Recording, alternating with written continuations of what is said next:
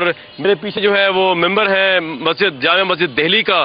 یہاں کی مشہور ترین مسجد جہاں پہ بڑے بڑے ہسٹورک جلسے منعقد ہوئے، جہاں بڑے بڑے ہسٹورک علماء کرام نے سجدے دیے، امامتیں کرائیں۔ یہ وہ ہسٹورک جگہ ہے۔ اگر آپ میرے رائٹ سائڈ پہ میں دکھا سکوں تو یہ قدیم اردو بازار ہے یہاں دلی کا، جہاں پہ مسلمانوں اور اس کے پیچھے مسلمانوں کی آبادی ہے، گنجان آبادی ہے، اور رائٹ سائڈ پہ مسلمانوں کی آبادی ہے، اور اگر میں اپنے لیفٹ سائڈ پہ آؤں تو یہاں پہ یہ غیر مسلمز کی آبادی ہے۔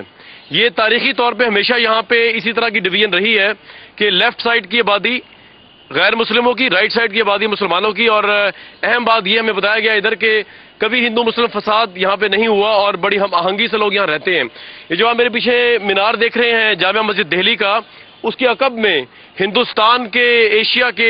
سب کانٹیننٹ کے ایک بہت بڑے شاعر مرزا غالب کا مکان ہے، بلی مارا کا محلہ ہے جہاں پہ ان کی رہائش تھی۔ اس کے علاوہ اس سائڈ پہ اگر آپ ذرا نظر ڈالیں تو مشہور چاندنی چوک اور سے ملکہ بازار ہے دلی کا، جو مختلف وجوہات کی وجہ سے تاریخ کے تناظر میں، ایک تاریخی حقیقت کے تناظر میں بہت اہم جگہ ہے۔ یہاں میں اس لیے کھڑا ہوں ویورز کے آج آپ کی ملاقات کرانے کی کوشش کر رہا ہوں میں، اور کراؤں گا جامعہ مسجد دہلی کے امام، شاہی امام جناب امام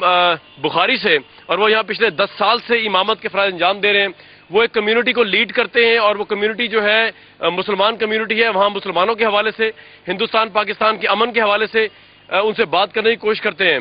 بہت شکریہ آپ نے ہمیں ٹائم دیا امام بخاری صاحب۔ پہلے تو بس یہ بتا دیجئے کہ یہاں مسلمانوں کے مسائل ہیں کیا؟ کہ ہندوستان میں مسلمانوں کے مختلف مسائل ہیں، تعلیم کا مسئلہ ہے، روزگار کا مسئلہ ہے، اور آج کل اگر آپ دیکھیں تو دہشت گردی کے نام پر مسلمانوں کی گرفتاریاں، ان کے اوپر الزامات، ان کے اوپر مظالم، یہ ایک سلسلہ ہے جس سے آج مسلمان بہت زیادہ دوچار ہیں۔ لیکن کہیں بھی اگر کوئی بلاسٹ ہوتا ہے یا کہیں بھی کوئی واقعہ دہشت گردی کا ہوتا ہے ہندوستان میں تو فوراً ہندوستان کے مسلمانوں کو مورد الزام ٹھہرایا جاتا ہے، اور یہ کہا جاتا ہے کہ فلاں تنظیم سے تعلق رکھنے والے مسلمان کا ہاتھ ہے، یا فلاں کسی مسلم لیڈر کا ہاتھ ہے۔ اس طرح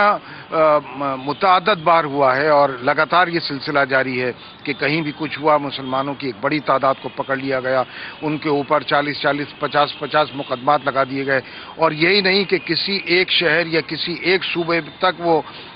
مقدمات محدود رہے ہوں، بلکہ ایک مقدمہ کسی ایک صوبے میں، دوسرا مقدمہ کسی اور ریاست میں، تیسرا مقدمہ کسی اور ریاست میں۔ اس سے مسلمان بہت زیادہ یہاں پر پریشان ہیں، جبکہ ہم یہ کہتے ہیں کہ اگر کوئی دہشت گردی کے واقعے میں مسلمان ملوث ہے یا پکڑا جاتا ہے تو ہم اس کی حمایت نہیں کریں گے، لیکن حکومت کو تنگ نظری کا مقابلہ نہیں کرنا چاہیے، تعصب کا مظاہرہ نہیں کرنا چاہیے۔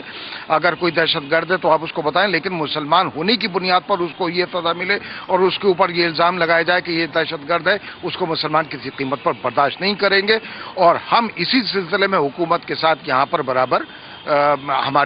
ہمارا اختلاف رہتا ہے۔ یہ تو سیکولر حکومت ہے کانگریس کی، آپ یہ سمجھتے ہیں کہ سیکولر ہونے کے باوجود جو ہے وہ ایک خاص کمیونٹی کو مذہب کی بنیاد پہ جو ہے وہ ٹارگٹ کیا جاتا ہے ہندوستان میں؟ سیکولرزم کو تو نام کا ہے، کوئی حکومت اور کوئی جماعت یہاں کی سیکولر نہیں ہے۔ بی جے پی ہو یا کانگریس ہو، دونوں ایک ہی تھیلی کے چٹے بٹے ہیں، یا دوسری جماعتیں ہوں، دکھانے کے لیے سیکولر ہیں، لیکن اگر آپ اندر سے دیکھیں، ان کے دل کو ٹٹولیں تو وہ کوئی سیکولر نہیں ہے۔ مسلمانوں کے لیے یہاں کوئی جماعت سیکولر نہیں ہے، اور مسلمانوں کے لیے کوئی کام کسی جماعت نے یہاں پر نہیں کیا ہے۔ اسی لیے ہم پچھلے 60 سال سے برابر لگاتار اس کی جنگ لڑ رہے ہیں کہ ہمیں انصاف دو، ہم انصاف چاہتے ہیں، ہمیں روزگار دو، ہمیں تعلیم دو، لیکن کوئی حکومت اس پہ توجہ دینے کے لیے تیار نہیں ہے۔ اور آخرکار اس کا نتیجہ یہ ہوا کہ مسلمانوں کی اب یہ سوچ بننی شروع ہوئی ہے کہ مسلمان اس ملک میں سیاسی طاقت بنے، اور اس کی اپنی سیاسی جماعت ہونا چاہیے۔ ہم نے سیکولرزم کے نام پر کانگریس کو آزمایا، ہم نے سیکولرزم کے نام پر سماجوادی پارٹی کو ووٹ دیا، ہم نے سیکولرزم کے نام پر ماضی میں کانگریس کو ووٹ دیا، بی ایس پی کو ووٹ دیا، ہر سیکولر جماعت کو ووٹ دیا، لیکن جب حصے داری کی بات آئی، اقتدار میں حصے داری کی بات آئی تو مسلمانوں کو کچھ نہیں دیا جاتا۔ تو اس لیے اور پھر ظلم کا سلسلہ برابر جاری ہے۔ ہمیں ہمارا حق نہیں دیا جاتا. ہم یہ کہتے ہیں کہ ہمارا حق دیجئے, جو آئین میں ہمارے لیے جو کچھ کہا گیا ہے, آپ ہمارے ساتھ انصاف کیجئے, ہم کو حق دیجئے. لیکن کوئی نہیں دیتا تو مسلمانوں میں یہ سوچ بنی ہے کہ اب ان کی اپنی سیاسی جماعت ہونی چاہیے. اور میں یہ کہتا ہوں یہ کوئی قانون کے خلاف نہیں ہے, دستور کے خلاف نہیں ہے.